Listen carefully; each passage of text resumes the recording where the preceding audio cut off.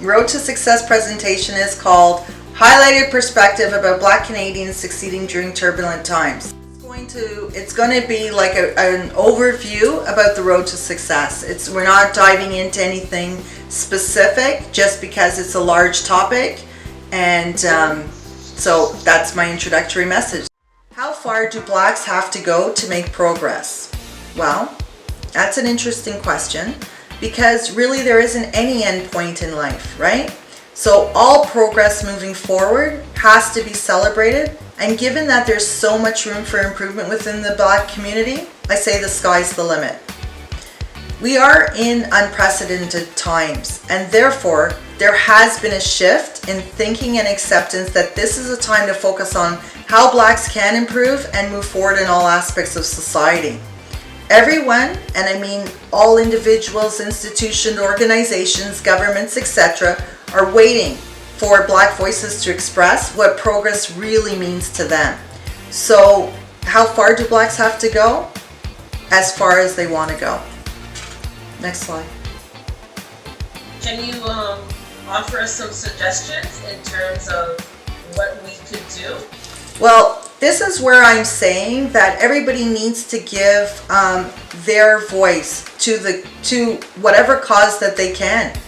They need to go, when it's a personal level and you hear of something that is being said that is a disparaging remark, you need to address it. You need to point out to the person who said it, for their benefit as well as the other people around, that they know that this is really not the way to move forward.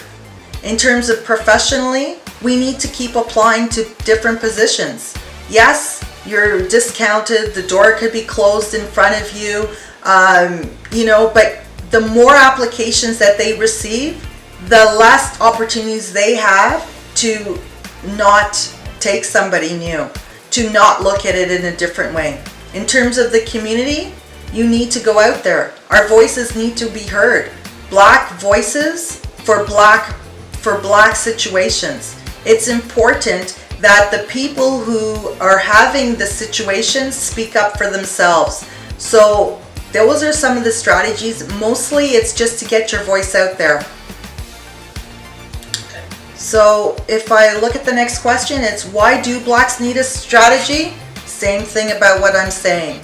As I said earlier too, in the other questions and answers about the Blacks and the progress, the world is listening, and the world is waiting to hear the Black voices express the next step. There's the protests, the riots, the uprisings, the tapings, the conversations, the interviews. These have all proven that the topic is at the forefront of everybody's mind. The ideas are flowing, and the solutions are many and are coming from different perspectives. And we need all those different perspectives to address the different needs and to include and identify different concerns.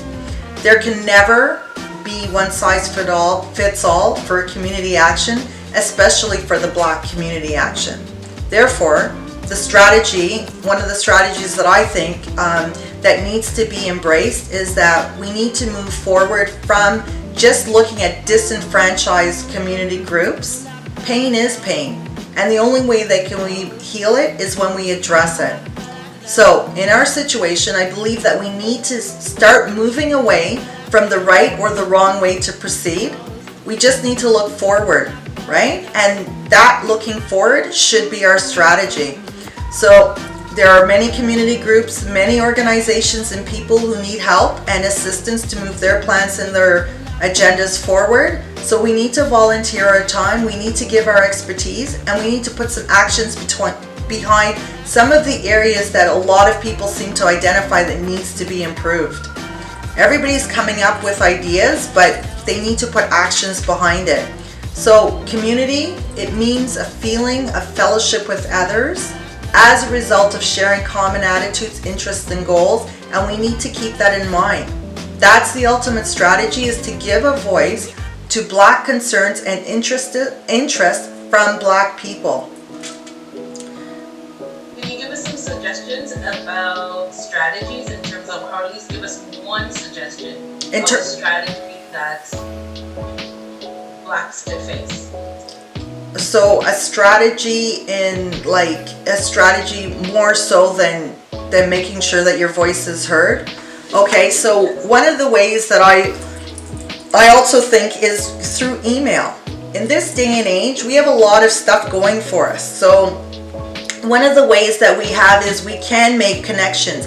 We can make connections without being shut out at a door. So we can look up information in the computer, the World Wide Web. We can see who the CEOs, we can see who the senior people are, we can see who is going to, who is able to make changes within that organization, and we could send emails. We can send an email and we can CC other people's to make sure that we know that they're going to receive it, and we can bring up our ideas. So one of my strategies is really and truly capitalizing on the situation that we have at hand. People are listening and they are waiting. So therefore, when you have an idea, instead of keeping it and discussing it amongst ourselves and trying to come up with this great proposal, it's to put it out there.